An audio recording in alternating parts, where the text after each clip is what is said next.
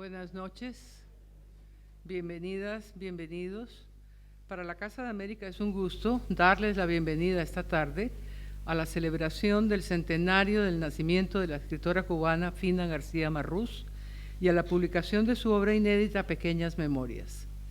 Estos dos poderosos motivos nos permiten exaltar en debida forma la vida y la obra de una de las autoras más talentosas e interesantes de la literatura hispanoamericana contemporánea.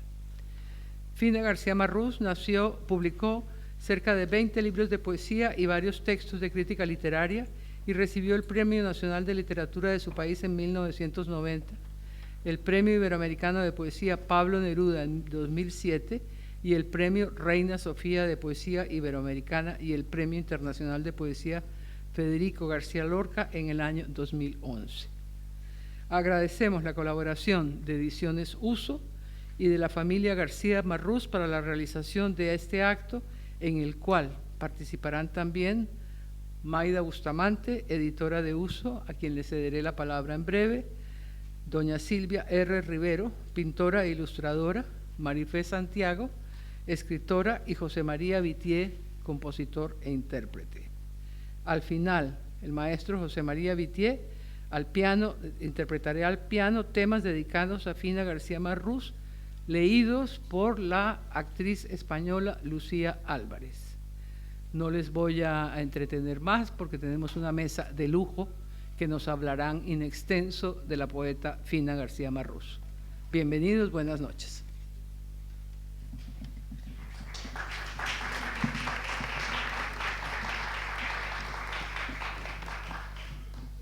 Hola, ¿se escucha, verdad? Sí. Bueno, gracias a Ana María Rodríguez, con quien venimos trabajando desde hace varios días de manera excepcional, y gracias también por sus palabras, gracias al director de Casa de América y gracias a esta institución por sumarse a la celebración del centenario de Fina García Marrús y dedicarle un merecido homenaje, ¿no? Fina García Marrús, que precisamente en abril celebra el centenario de su nacimiento. Gracias a todos los que componen la mesa, a la poeta, narradora, ensayista, filósofa y sobre todo amiga, Marifé Santiago Bolaños, por acompañarnos. A Silvia Rodríguez Rivero, artista plástica, guionista, directora artística, por la bella imagen que aportó a la cubierta de esta edición, inspirada en la obra de Fina García Marrús. Y por tanto, más para que este acto sea lo que es, un acontecimiento cultural, y de forma muy especial a José María Vitier, pianista, concertista, compositor, director de orquesta e hijo de Fina, que por la divina coincidencia hoy está aquí. Y desde luego gracias a todos y a todas las que nos acompañan. He dicho, lo reitero, la vida me regala privilegios que compensan cualquier pesar, que también lo ha habido y lo sabrá. Hace algunos años publicamos en Uso, conjuntamente con La Isla Infinita, que dirige José Adrián Vitier, Sitio, una antología poética realizada por Fina García Marrús con 10 poemas inéditos. Eso ya podría ser suficiente para sentirme muy honrada. Pero como si esto fuera poco, y siempre con La Isla Infinita, publicamos el ensayo Quevedo y, por último, El Orden del Homenaje, una suerte de ensayos que constituyen la más palpable prueba de la enorme dimensión de Fina García Marrús como ensayista. 3 libros de una de las voces líricas más importantes en Iberoamérica, publicados por Uso. Es un regalo mayor en mi condición de editora y de persona. Pero estamos celebrando el centenario del nacimiento de esta escritora en mayúsculas, y no encuentro palabras para explicar lo que me produce formar parte, además, en lo humano y en lo profesional de esta efeméride. A este homenaje se suma la publicación de la obra inédita por parte de Uso, la editorial que dirijo, Pequeñas Memorias. Que este libro vea la luz en su centenario es un reconocimiento de todos los que lo hemos hecho posible. A Fina, una persona que dedicó toda su vida con amor, devoción y respeto a la literatura. Fina García Marrús, La Habana 1923, 2022, insisto, Es una de las poetas más importantes de la lengua española. Sus versos están recogidos en 3 libros: Las miradas perdidas, Visitaciones y Habana del Centro. Su obra ensayística incluye, entre muchos trabajos publicados e inéditos, Temas martianos, Hablar de la poesía, Quevedo y La familia de orígenes. Entre sus galardones en España destacan el Premio Reina Sofía de Poesía Iberoamericana y el Premio Federico García Lorca, además de haber obtenido el Premio de Poesía Iberoamericana Pablo Neruda. Pequeñas Memorias fue escrito por Fina García Marrús en 1955. Tenía 32 años y había publicado Las miradas perdidas en 1951 y otros cuadernos de poesía. Fue, junto con su esposo, el gran intelectual Cintio Vitier, integrante del Grupo Orígenes, y ejerció brillantemente la investigación literaria y el ensayo. Pequeñas Memorias, como aparece en las notas de la contracubierta escrita por Josefina Diego García Marrús, no es un libro solo de remembranzas ni de anécdotas al estilo convencional. Aquí Fina nos cuenta sobre su familia, su infancia y adolescencia, su conversión al catolicismo, con una profunda e intensa carga poética. Nos revela aspectos muy íntimos de su carácter, reflexiona sobre la dicha a la que no le pedimos, como a la muerte o a la vida, una justificación, sobre La Habana de su época. Nos habla de su amistad con el escritor cubano Gastón Vaquero y de la impresión que le causó escuchar, leer y conocer al poeta español Juan Ramón Jiménez durante su breve estancia en Cuba, entre finales de 1936 y principios de 1939. Fue gracias a esos 2 autores que Fina entra en contacto con la poesía. Tierra sin una sola sombra, única porción de alegría que me había sido dada a conocer en el mundo, casa en que nunca he sido extraña, nos confesó emocionada. En la publicación de Pequeñas Memorias han tenido un papel importante la presentación y las notas escritas por Josefina Diego García Marrús, hijo de otro grande de las letras cubanas, Eliseo Diego, y sobrina de Fina García Marrús, y la edición de Lourdes Cairo Montero. Que este libro se publique en su centenario es algo extraordinario. Feliz, como no puede ser de otra manera, también orgullosa de todo lo que les he contado y de la amistad que me une a José María Vitier, Silvia Rodríguez Rivero, y del hijo de ambos, José Adrián, el primero que me animó a publicarlas. Gracias.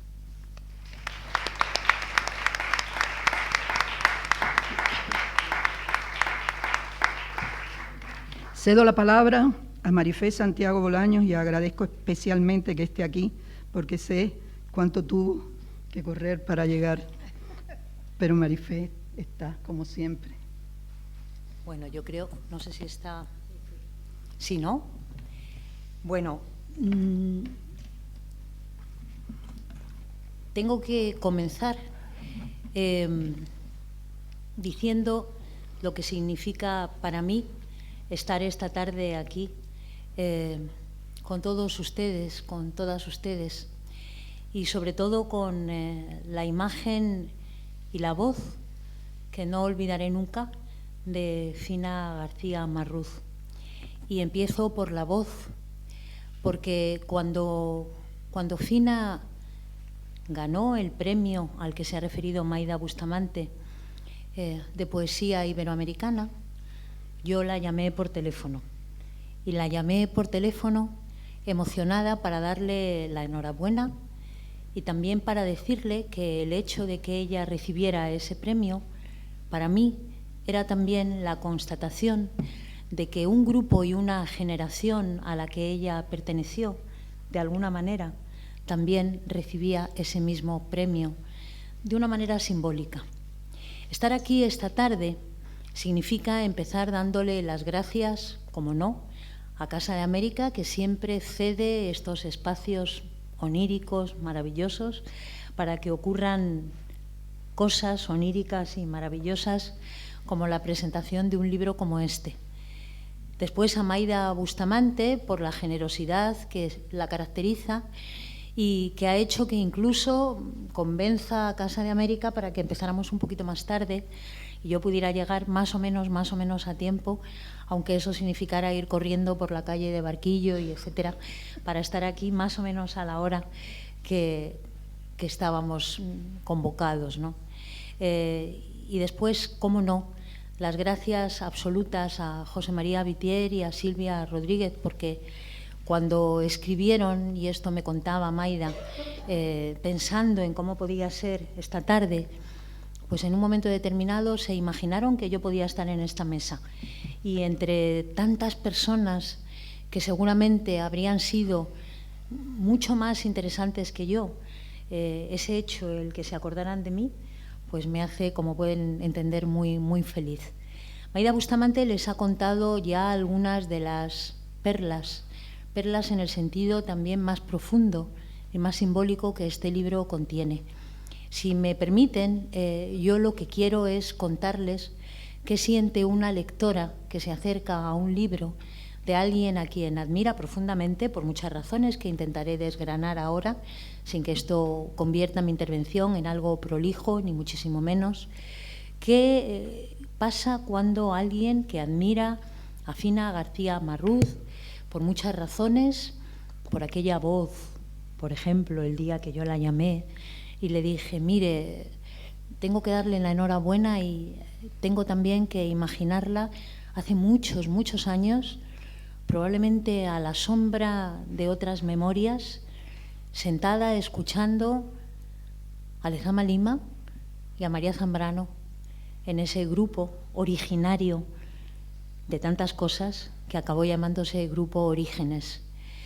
Y no les diré cuál fue su respuesta porque entonces me echaría a llorar y eso ocuparía más tiempo del que yo quiero que ahora se ocupe. Cuando he tenido la oportunidad de leer este delicioso libro, al que habría que empezar a darle una forma y a buscar una palabra que lo definiera para que lo indefinible, lo no finito, diera cuenta de lo que significa, cuando he tenido la oportunidad de leerlo todavía sin poderlo tocar, por eso ahora lo tocaba, porque no había tenido todavía esa ocasión, me encuentro con muchas cosas. Me encuentro, por ejemplo, con algunas que he anotado y que quiero compartir con ustedes, más allá de lo que encuentren en el libro, que eso tiene que ser un viaje personal, un viaje particular, que hagan cada uno de ustedes en esa tranquilidad que significa el acto de la lectura. Y en un libro como este, el acto de la lectura proustiana, absolutamente, que nos lleva a territorios que no habríamos imaginado que fueran tan próximos, ni muchísimo menos, porque quizá ni por edad, ni por distancia, ni por formación teníamos la siquiera remota, ¿no?, idea de que pertenecíamos al mismo.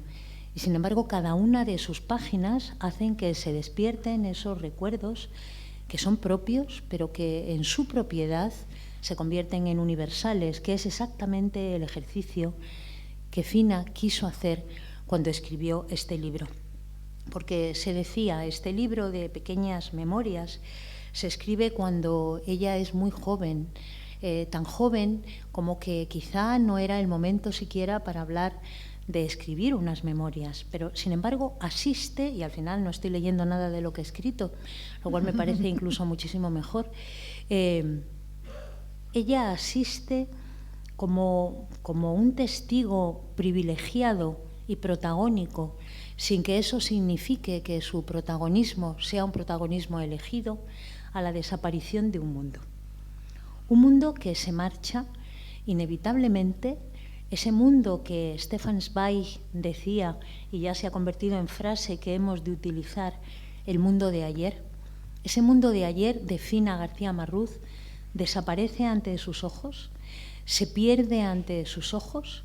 Los objetos cotidianos que formaban parte del mismo cambian de forma sin haber cambiado en absoluto de estructura. Y sin embargo su significado es otro completamente diferente. Y las calles conocidas y recorridas una y otra vez son las mismas calles, tienen los mismos nombres, los mismos edificios y sin embargo ya son otro lugar. Es decir, de algún modo proustiano, y después me encantó que casi en los últimos capítulos aparezca Proust, aunque yo pensaba que había sido ese pálpito casi circunstancial y experiencial que se tiene cuando se recorre un libro testimonio como este.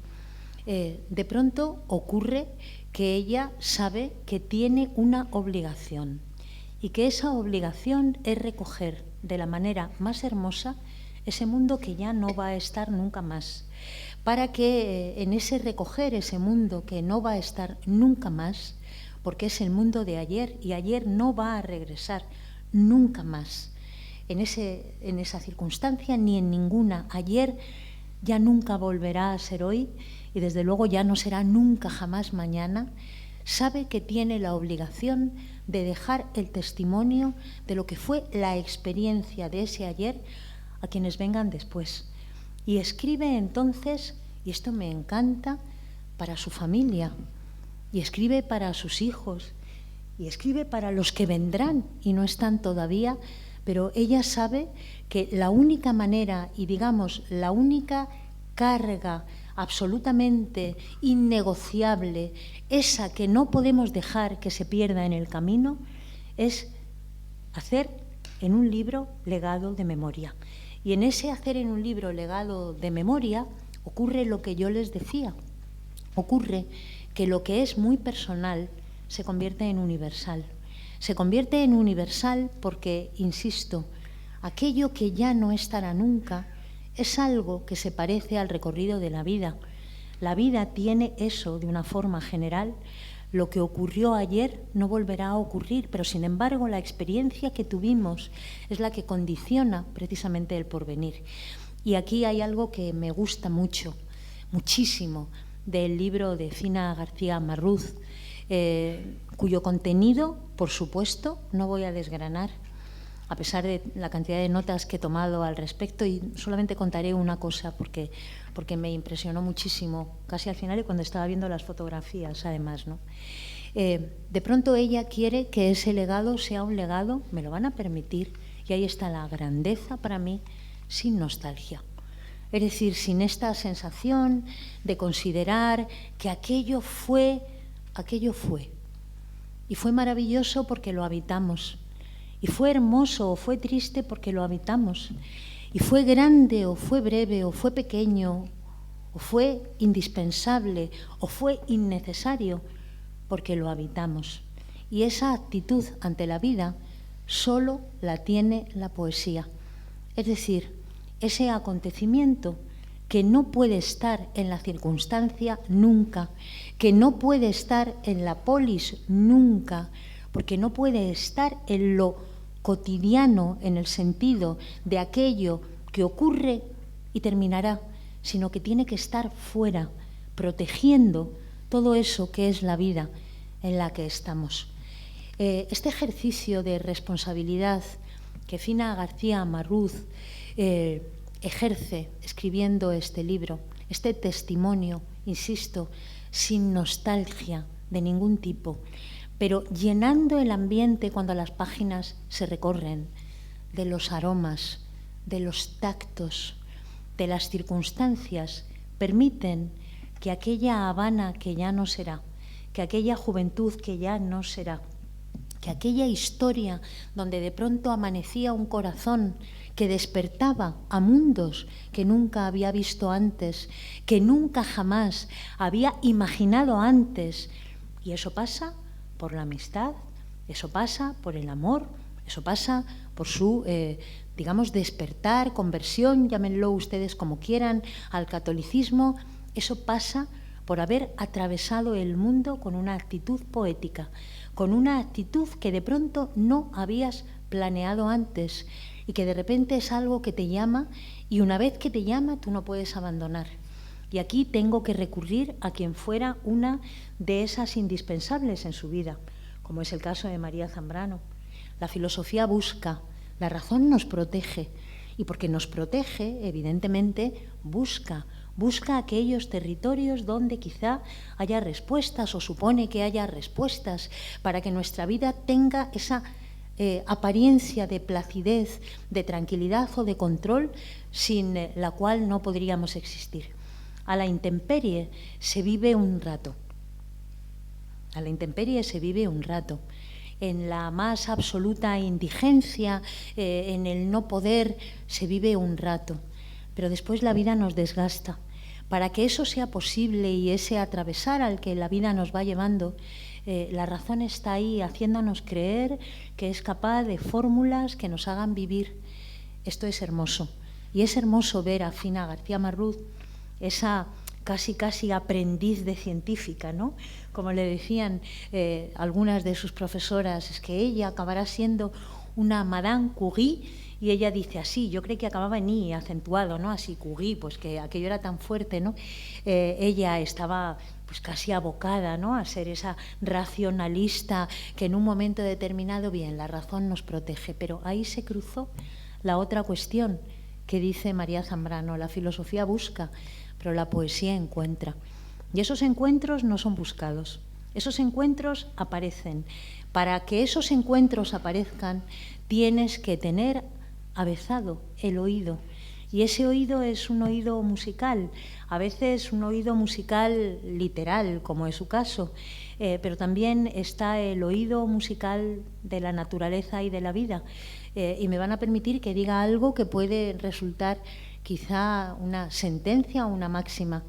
Hay distintas circunstancias, distintas épocas, distintas maneras de reaccionar. Somos todos y todas diferentes, pero las notas musicales que voy a poner en vínculo metafóricamente con los sentimientos, he de decirles que son idénticas. La es la aquí y en cualquier otro lugar. La razón por la que respondemos a ese la y la fuerza que le pongamos a la nota quizás sea distinta, y eso nos hace pensar que hay otras costumbres, que hay otra forma de ver la vida. Al final los sentimientos son lo que nos une.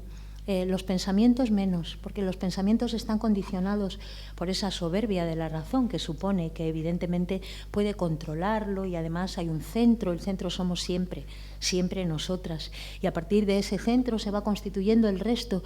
Pero los sentimientos, ahí en los sentimientos es, curiosamente, no he dicho las sensaciones, he dicho en los sentimientos.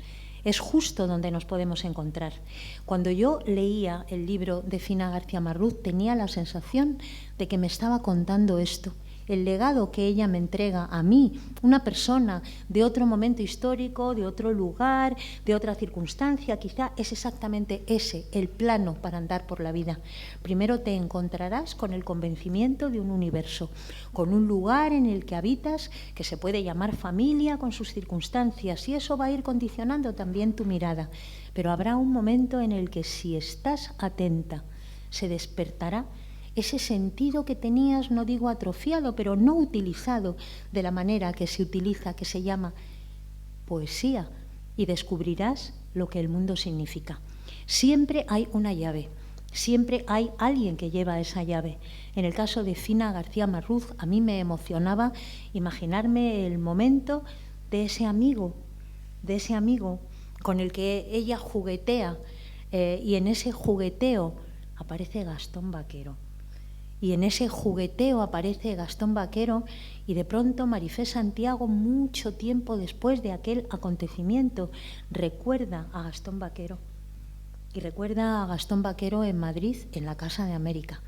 Y recuerda a Gastón Vaquero en la Casa de América precisamente porque hemos sido convocados por una circunstancia inesperada, y habla. Y hay una voz, y esa voz es una voz que está más allá de esa voz concreta. Es una voz que trae, es una voz también legado. Bueno, y después aparece, ¿cómo no va a aparecer? Eliseo Diego, Cintio Vitier, las casas, las historias, las circunstancias, las músicas, los barrios. Sí, eso que es hoy, pero está el ayer y está el mañana. Y entonces ella nos va contando ese camino que empieza, si ustedes se dan cuenta, a tener otro ritmo. Ya no hay que venir corriendo por la calle Barquillo para llegar a la Casa de América, que es el momento, porque a las 7:30 hay que estar allí porque me están esperando. No, de repente todo empieza a ralentizarse. Y ese ralentizarse no es un ralentizarse porque a partir de ahora nos quedamos plácidamente. No, todo lo contrario. Hay urgencia. En Fina, en este libro, hay urgencia por contar, porque no se olvide ni un solo detalle, cómo era un mueble, cómo se acercaban a esos muebles las personas que hacían que el mueble tuviera sentido, cómo eran aquellas músicas, qué ocurría cuando de pronto aparecían esos encuentros inesperados, cómo reaccionar ante ellos. Y ese final, que no es un final, ese final que nos obliga a que escribamos nosotras el legado que querríamos que no se perdiera en el camino. Todo esto está pasando en el libro. Todo esto está pasando sin que yo, como les diga, desentrañe nada. De una manera tan absolutamente hermosa, con una belleza tal, con una precisión tan absoluta en la utilización de las palabras. No falta una palabra, pero tampoco sobra una palabra.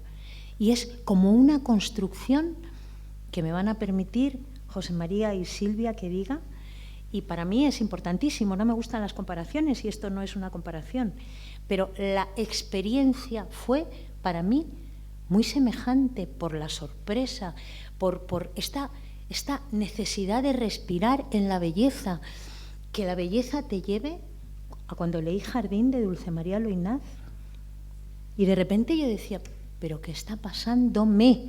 No, ¿qué está pasando? ¿Qué está pasándome? Me va a acabar llevando y me dejaré absolutamente llevar por las ruinas de ese jardín, por ese mundo que también desaparecía. Me voy a dejar llevar por esas ruinas porque sé que la historia está hecha de lo que fue, de lo que es y de lo que será. Y cuando vamos atentas por la vida, avezadas, como les decía, y respetuosas por el tiempo que ha sido recorrido por otros y por otras antes que nosotras lo recorriéramos, ocurre que la poesía encuentra. Y vas por la calle que vas siempre, y vas por el barrio que vas siempre, y coges el metro que coges todos los días, y no ha pasado nada que no sea lo que la razón tendría previsto que ocurriera y que incluso podríamos contarle a alguien antes de que pasara. Pero hay algo,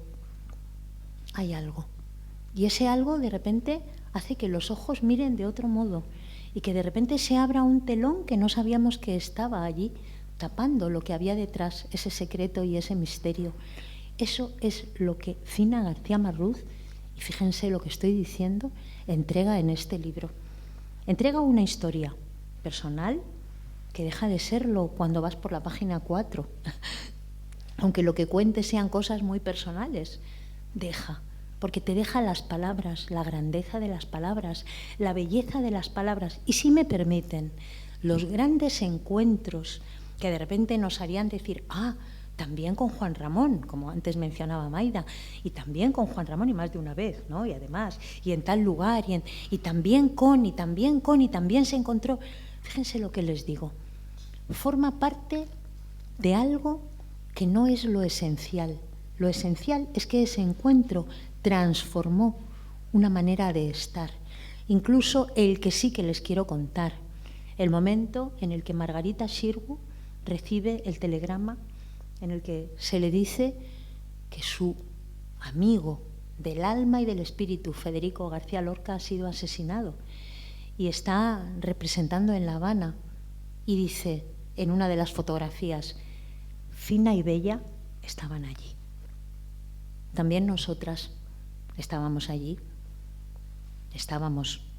nos llegó el mismo telegrama cuando nos enteramos y reaccionamos probablemente con las mismas lágrimas que Margarita Xirgu, con la misma sorpresa por estar en ese lugar allí, porque todas las personas que estamos aquí hemos estado y estamos en cada una de las páginas que Fina García Marrús, con una grandeza solo atribuible a alguien que escucha y sabe que la nota la suena igual en las esferas del cosmos que en un piano más o menos afinado en un momento determinado o que en una voz humana, nos pertenece absolutamente a todas. Así que vuelvo a repetir las gracias por haber podido decir todo esto. A Casa de América, a Maida Bustamante, a José María y a Silvia. Y a ustedes por la paciencia. Muchísimas gracias.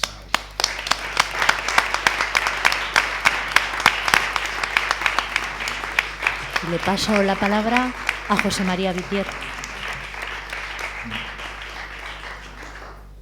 Bueno, la verdad, no, yo tengo que decirte algo, Marifé, porque es muy conmovedor lo que has dicho y tan penetrante, y que hasta me parecía, fíjate, que hasta tu propio tono de voz me ha recordado a mamá, de pronto. Tenía la voz un poco más grave, ¿no? Y Yo en el teléfono la recuerdo más grave. voy a hacer una anécdota sobre eso, porque mi presencia aquí, aparte del ADN, por supuesto, tiene que ver también no con este tipo de visiones realmente tan penetrantes de especialistas en la literatura, sino en mi condición de hijo de mi madre, y de haber convivido con ella a lo largo de tantos años, esa vida tan larga, y haber atesorado muchos recuerdos que yo creo que la gente no sabe, y sobre todo no se imagina, porque hay una imagen de mi madre que es muy fuerte, una imagen poética,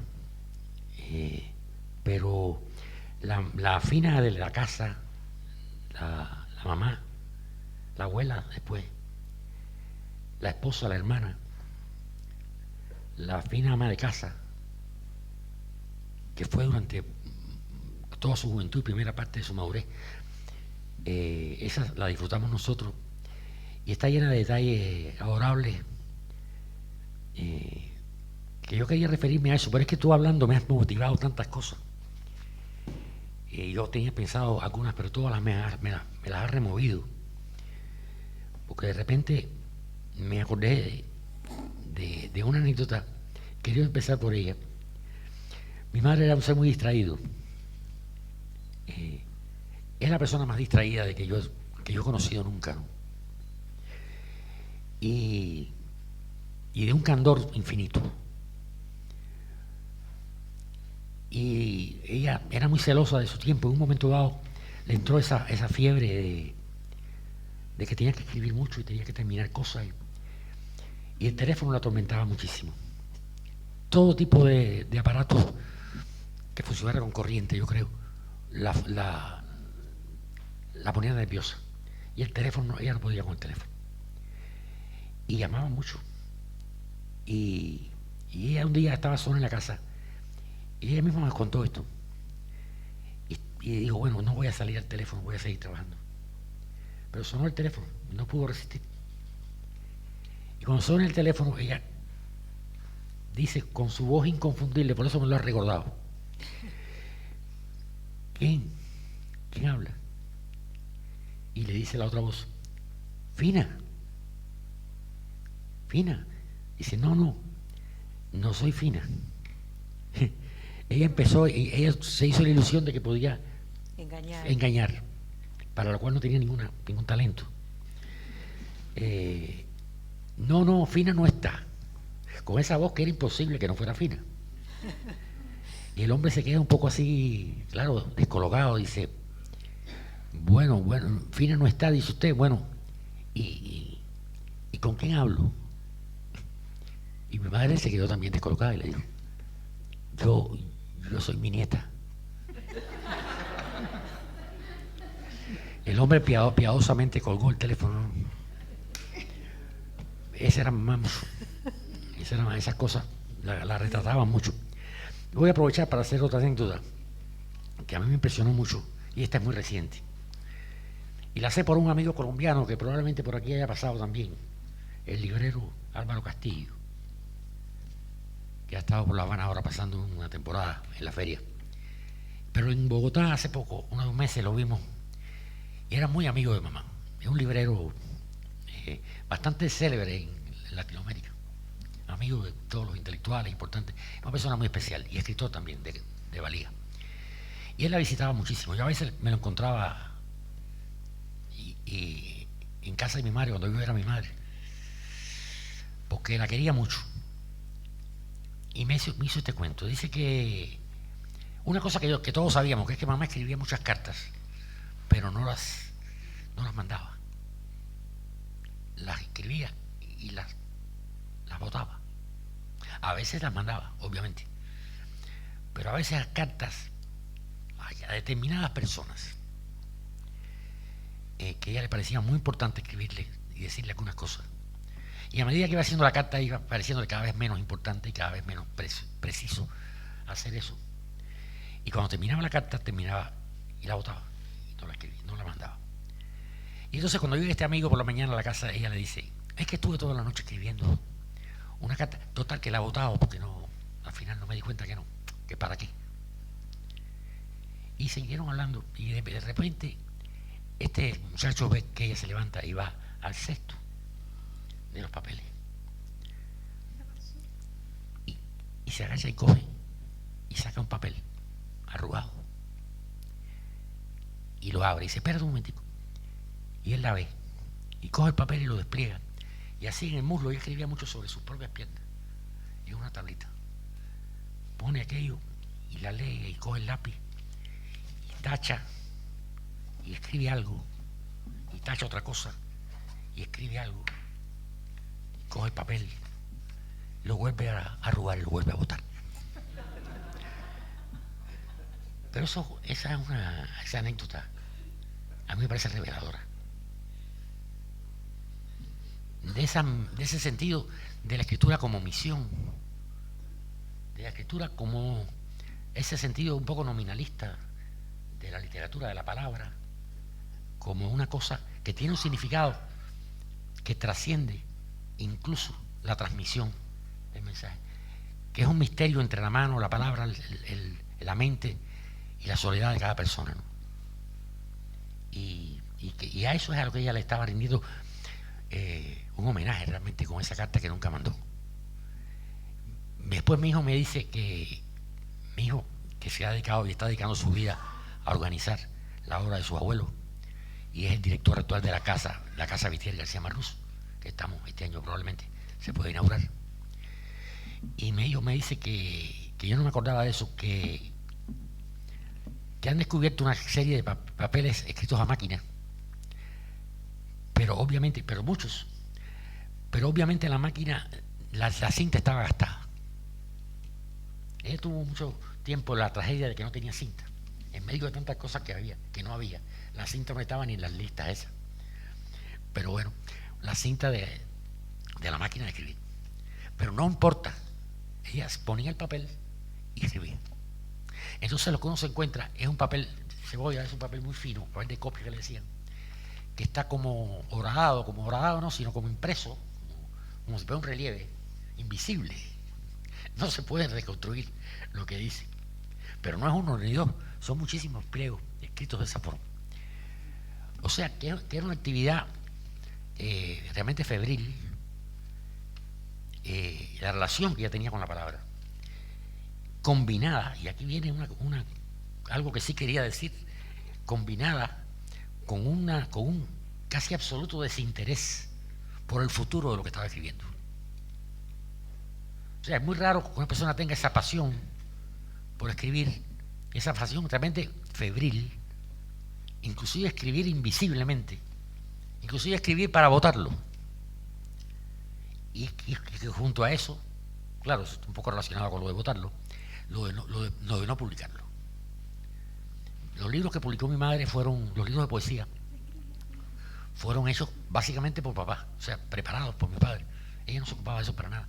Y eso la ponía nerviosa y no le gustaba. Y lo que estamos descubriendo ahora es un mundo. Esta publicación de este inédito es la punta del iceberg. A pesar de ser considerada la poeta o la poetisa como prefiramos, como dijo en un momento Eliseo, la voz más más alta, probablemente, según su opinión, de la poesía escrita por una mujer en el siglo XX. Así lo dijo Eliseo. Sin embargo, estamos descubriendo la prosa. Y resulta ser que la prosa es, primero, de una calidad impresionante, pero además de una cantidad. Y la cantidad de ensayos inéditos que hemos encontrado. Y este libro, bueno, es ya una prueba de una prosa inédita. Pero hay muchísimo. Hay muchísimo. Y yo tengo que decir otras cosas, pero tengo que dar pie a un momento, porque tú hablaste de la música. Yo iba a decir que los 4 puntales, digamos, españoles, ibéricos, que habían marcado a mi madre, eran Lorca, Juan Ramón, María Zambrano y Julián Orbón. Bueno, Julián Orbón, qué lástima que haya en muchos lugares que explicar un poco, cuando debiera ser absolutamente reconocido como lo que fue, como un genio. Es lo que pensaba mi madre. Me dijo, es el único hombre genial que conocí. Nos lo dijo en los últimos tiempos de ella. Ella tenía su foto, junto a la foto de la familia, arriba del piano de su madre, estaban todas las fotos de Juan Ramón, de papá, de mi hermano, de sus nietos y de Julián. Y recuerdo que un día me dijo, mira esa foto, ahí no hay nada que no sea verdad. Y bueno, Julián, la música, y lo que fue la música para mamá. Bueno, su mamá era pianista, su hermano también fue un gran pianista, Felipe Dulceye, medio hermano. Su hermano Sergio era cantante de ópera, aficionado. Sus hijos somos músicos, mi padre fue músico. Pero lo que la gente no sabía es que ella cantaba bien, era afinada, se sabía canciones, tenía un repertorio muy amplio de canciones en inglés que tocaba su hermano, de canciones del cine americano de los años 40, pero cientos. Y le gustaba mucho cómo se cuenta. La mención que hace de la base de Ravel, por ejemplo, es un momento espectacular del libro. La música, yo creo que ella incluso iba a decir que la música le gustaba más, incluso en la poesía. Tenía una verdadera pasión musical. Cuando mis padres celebraban el aniversario de boda, que era la única fecha que realmente celebraban, no los cumpleaños ni otra fecha, ese día se iban solos a comer casi siempre al mismo lugar, en el Vedado, en La Habana, y el momento clímax de celebración era sentarse a escuchar la bonne chanson de Fauré. Y, en fin, tenían gustos musicales muy... Inclusive le gustaban frases y cosas de arias difíciles incluso. Mami cantaba pedazos de las canciones de Alban Berg, por ejemplo, que se las aprendía y las podía recordar. Y era muy detallista cuando alguien se equivocaba en una nota, incluyendo las canciones populares. Bueno, en fin. Y yo esto lo digo para dar pie a que Silvia cuente algo y nos dé la oportunidad de escuchar una cosa que no se ha oído. No voy a decir lo que es. Tú lo vas a decir. Silvia.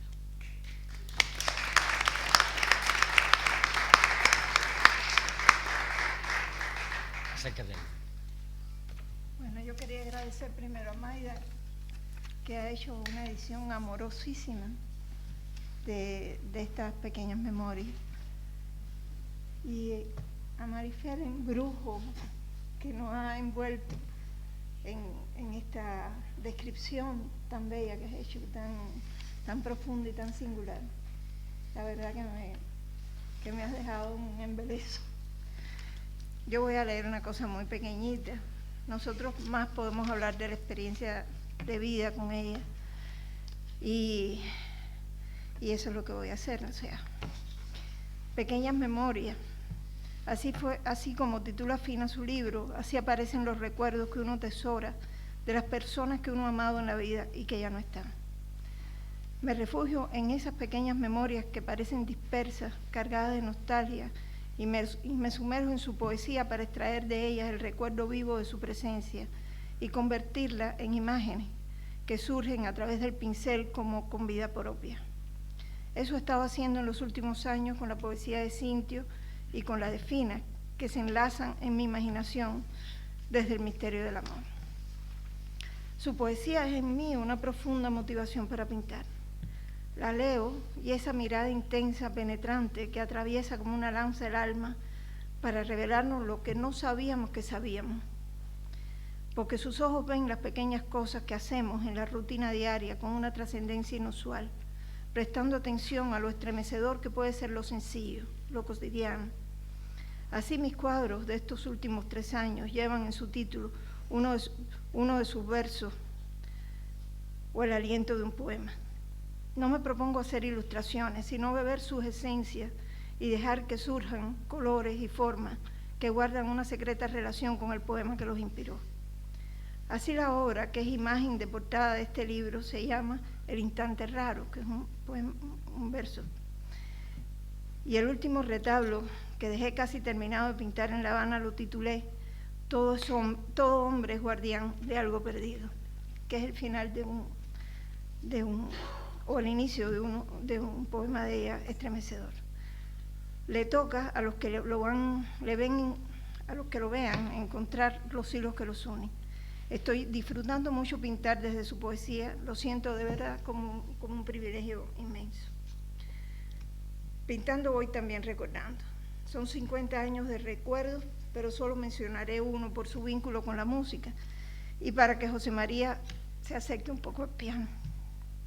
Solía Fina decir que ella no heredó de su madre la alegría y el optimismo, que eran rasgos tan distintivos, según nos contaba, de Josefina Badía, su mamá, que fue además una destacada pianista, repertorista de muchos cantantes líricos cubanos de la época.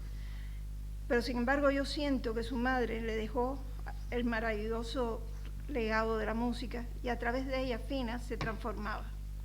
La música lograba en ella un especial efecto benéfico, que ya no era disfrute, era sanar el alma, encontrar la paz perdida, era transformarse en niña, en muchacha divertida. O a veces nos sorprendía verla después de escuchar un disco, un concierto, con una alegría nada común en ella, en un estado de plenitud que solo suele provocarnos aquello que nos produce un íntimo y singular placer. Nunca fue para mí más clara la capacidad curativa que tenía la música en Fina que después de la muerte de Cintio. Estando ella en nuestra casa, sumida en la mayor tristeza, una mañana de esos difíciles días nos quedamos solas, conversando en el cuarto, acomodadas a medias en la cama, hablando cositas, pequeñas boberías de la casa, del jardín, detalles minúsculos de nuestra cotidianidad que a ella de repente la sorprendían como extraordinarios, porque su mirada era como has dicho tú, distinta, y observaba las cosas de un modo especial. Pasábamos de un asunto a otro y de pronto, no sé ni cómo, por qué surgió el tema de la música y con él las canciones francesas de Fina. No tenía idea de que ella hubiera compuesto canciones y mucho menos en francés. Ella no hablaba francés. Me fue cantando entonces una y otra. Su torso se fue incorporando en la cama, las piernas recogidas como una muchacha. La sonrisa que surgía en su cara recordaba la alegría que vivió en la travesura de hacer aquellas canciones. Las canciones francesas, como ella las llama, me contó que las había hecho después de unas clases de francés que Cintio le había impartido previas a un viaje que harían juntos a París. Ya en París, ella escribió unos poemillas muy simpáticos en su escaso francés, les puso una música que imaginaba como acompañada por un organillo y fue paseando junto a Cintio por las calles parisinas al son de esas cancioncillas tan divertidas. Meses después, cuando ella estuvo más fortalecida, me atreví a pedirle que me dejara grabar las canciones francesas. Fina accedió y pasamos una tarde deliciosa grabando esa especie de bocetos, acentos o iluminaciones musicales que son las canciones francesas. Y otras más que ella había compuesto y que no conocíamos. Pude grabarle no solo esas brevísimas canciones, sino la explicación de las letras y otros comentarios muy simpáticos que ella hacía mientras me cantaba, iba explicando. A veces no podía coger la canción completa porque ella no paraba de explicar todo lo que iba pasando cuando ella cantaba esas canciones por París. Dice, no están muy bien grabadas, pero al menos nos ha permitido preservar para sus nietos estas canciones en su voz y con ello dar una idea de su intensa relación con la música, donde su voz surge firme y afinada, más de lo que podría esperarse por la edad, y nos hace sentir que su pensamiento musical se acerca más al de un músico de profesión que al de un aficionado. Esta fascinación que representa para Fina la música, que la SAM me permitió compartir con ella, la sentí como el hecho más relajado y divertido que vivimos. José María nos miraba a corta distancia, participando de lejos, tomando fotos y tratando de apoyar en el piano algunas de las melodías. Tarde maravillosa fue aquella donde el milagro de su música sobrevoló nuestra casa, alejó tristezas y nos dejó a solas con la ilusión, el encanto de aquellas canciones que nosotros descubrimos por primera vez y que ella disfrutó al revelarnos como en secreto familiar y las llamó mis atrevimientos musicales. Un fragmento de estas canciones se las dejaremos escuchar hoy, con la ayuda de él.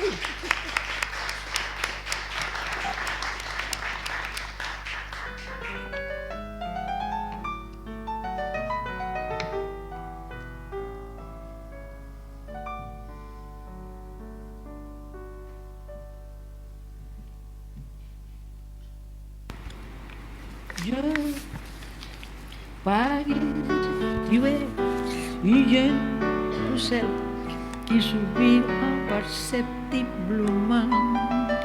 Très ancien, mais très moderne, toujours la plus intelligente.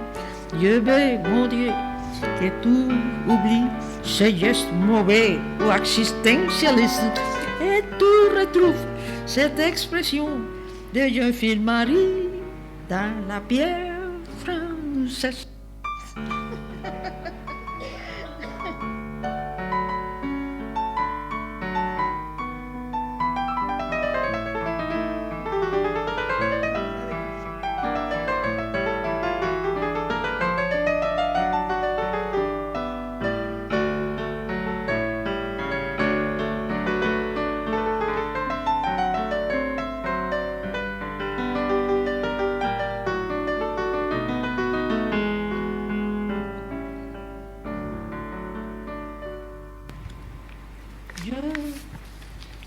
Paris, tu es une jeune pucelle qui s'oublie imperceptiblement.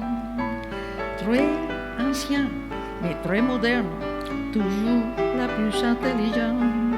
Je veux, mon Dieu, que tu oublies ces gestes mauvais ou existentialistes et tu retrouves cette expression de jeune fille Marie dans la pierre française.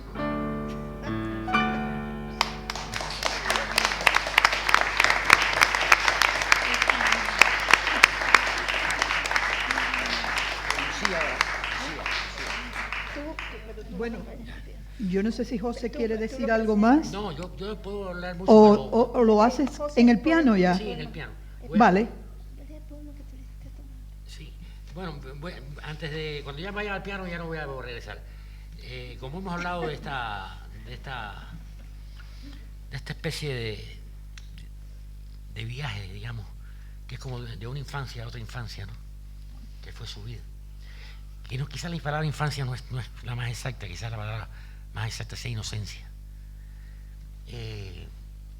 Yo quiero leerles un testimonio en verso que escribí muy breve. Mi madre no supo que yo escribía poemas, realmente. No lo supo. Pero yo escribí algunas cosas. Esto es breve. Y se llama Tus palabras. Y lo voy a leer porque es una vivencia infantil de mi niñez, pero que de pasada la retrata a ella de una manera que me parece que puede tener algún interés. Tus palabras, qué lentas ahora me estremecen tus palabras, madre, mientras las leo en la tarde y casi llueve y casi recuerdo a retazos todo. Yo era un niño que jugaba y te miraba escribir con aquel trazo tan ágil, la letra menuda y urgente en medio de los trajines de la casa. En las pausas, entre una y otra puntada, entre uno y otro hervor en la cocina. Yo no sabía qué anotabas en aquellas libretas escolares de pasta veteada en blanco y negro, ni por qué te quedabas de repente tan seria mientras el lápiz volaba sobre el papel rayado. Yo era un niño. Yo jugaba a los soldaditos en las losas del piso mientras tú temblabas de amor por cada cosa, sentada cerca de mí, en la silla incómoda del cuarto, compartiendo mis juegos con tu silencio, cada uno inmerso en sus secretos. Por cierto, la batalla entre los dos bandos de soldaditos rojos y azules no ha terminado todavía. Nada termina en realidad, solo ha pasado el tiempo, pero algo cambió para siempre. Ahora tú eres la niña y yo soy el que tiembla.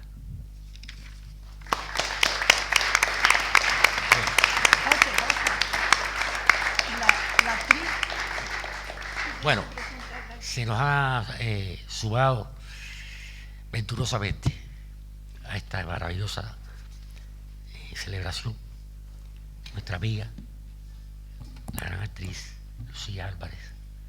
Buenas tardes. Que va a leer unos poemas de mamá. Yo me voy a acercar al piano. Por favor. Esto que va a pasar aquí no lo hemos ensayado.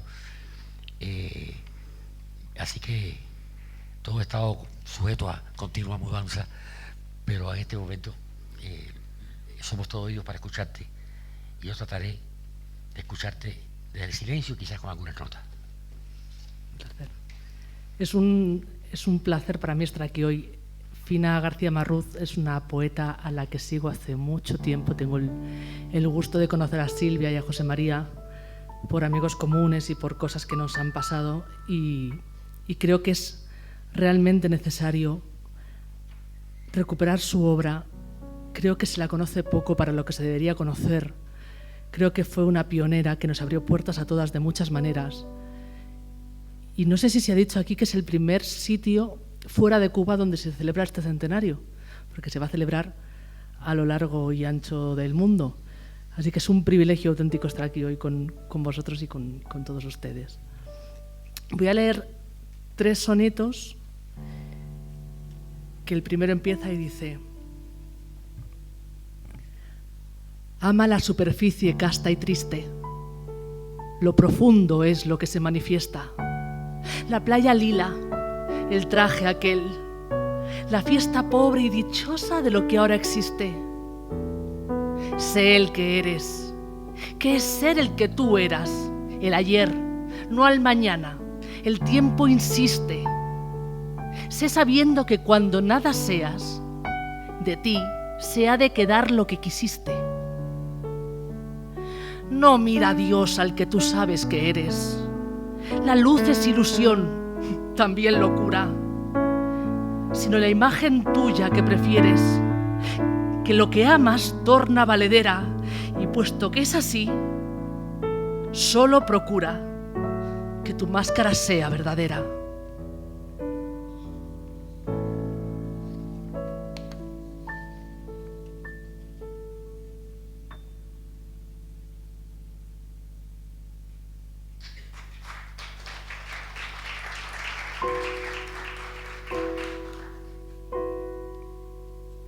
No sabes de qué lejos he llegado a morirme y a estar entre vosotros, y hasta qué punto he desterrado de la mágica tela de los otros. No sabes cómo llevo ya calados los huesos de la lluvia en que me arrojo, hasta dónde tu voz he traicionado, hoja que caes del árbol de mis ojos. No sabes de qué lejos he venido a la mesa y al pan de mis hermanos, de mí serenamente desprendidos. Y cómo escucho su rumor lejano, que no sé si he ganado o si he perdido.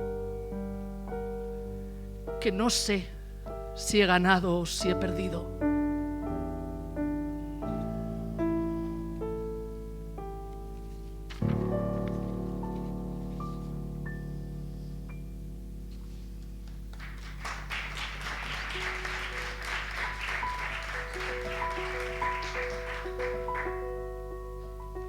Una cara, un rumor, un fiel instante ensordecen de pronto lo que miro. Y por primera vez, entonces vivo el tiempo que ha quedado ya distante.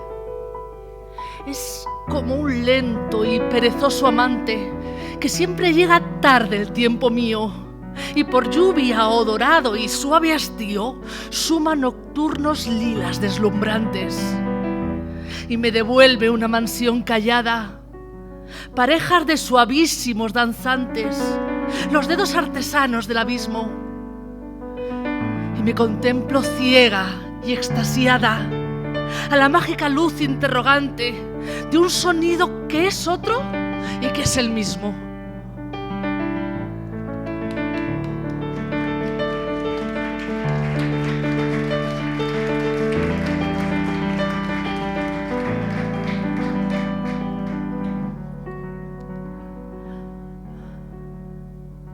Ahora que soy un dios, dame la mano.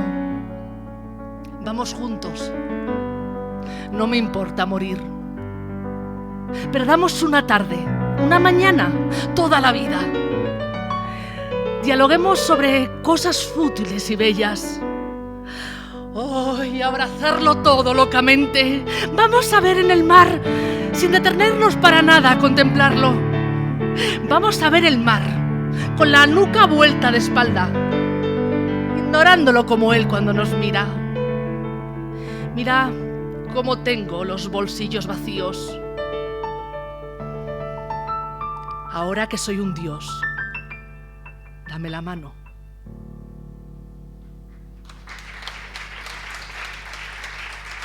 Muchas gracias y es un lujazo hacerlo a tu lado, maestro. Gracias.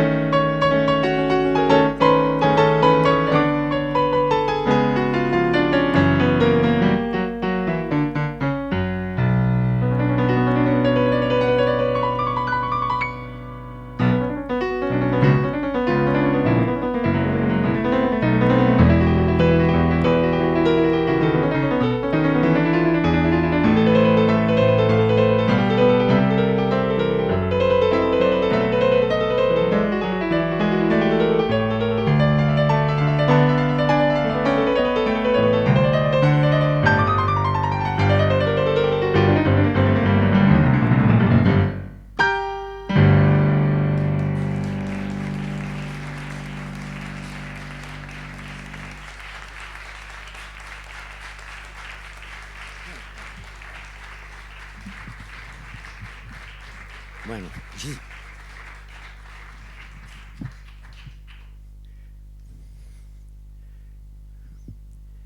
Esto es lo más difícil, lo que viene ahora. ¿Se escucha? Ojalá se escuche mejor. Pues porque lo voy a necesitar. Mire, yo pensaba tocarles una cosa, voy a hacerlo. Yo compuse una canción con un verso de mi padre, y un verso muy breve, y la canción, bueno, así mismo es, muy breve. Se llama Solo el amor. Vamos a ver si me... Voz de náufrago, decía Julián, que tenía él cantando. Y es más o menos la que tengo, creo. Pero bueno, lo importante es el verso, la magia que tiene.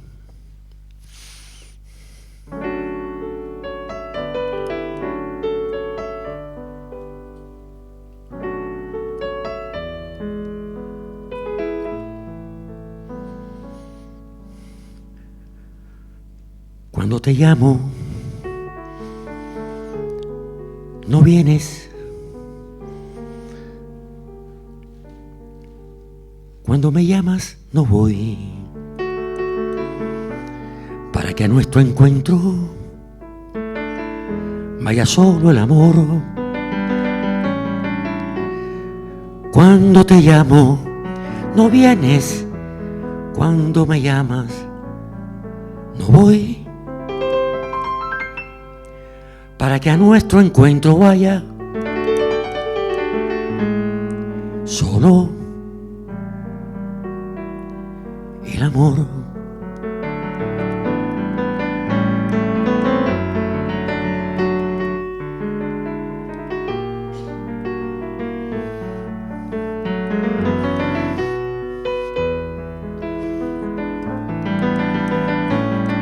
Cuando te llamo, no vienes.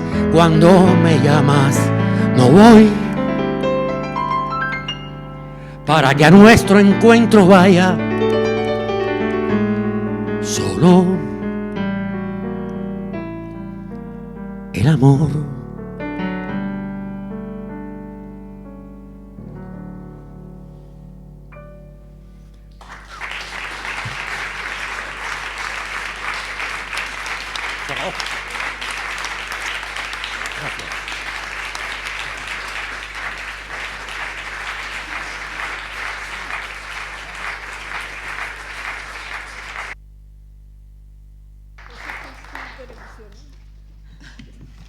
Bueno, toca despedir, ¿no? No sé, Marife, ¿a ti qué se te da mejor? Venga. ¿Despedir a mí? Sí. De las cosas que peor se me dan, no sé irme. Quedémonos con el eco de lo que ha pasado esta tarde. Y cuando tengamos dudas en estos días de si ocurrió, llamen al que tengan al lado, que también estaba, para que no se nos olvide que estas cosas ocurren. Y si estas cosas ocurren, ¿para qué vamos a dejar que entren aquellas a la que la vida nos exige atravesar? Cuando esas lleguen, decimos, es que esto también está, y es tan verdadero, que no hay cabida para nada que no sea hermoso. Muchísimas gracias, de verdad.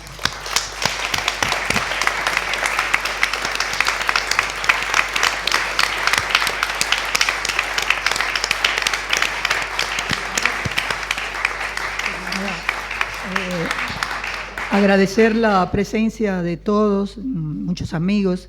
Especialmente quiero agradecer la presencia de Ernesto Valdés, consejero cultural de la Embajada de Cuba en España, de algunas autoras de uso que están aquí, como Liliana Díaz Meindurri, Mati Morata, de alguien que pronto estará también con uso, como es Julia Montejo. Agradecerles a todos, realmente a cada uno, a los amigos que los veo, a los amigos de todos los que nos han acompañado en esta memorable tarde de homenaje al centenario de una de las voces líricas más importantes de Iberoamérica, Fina García Marrús. Muchísimas gracias.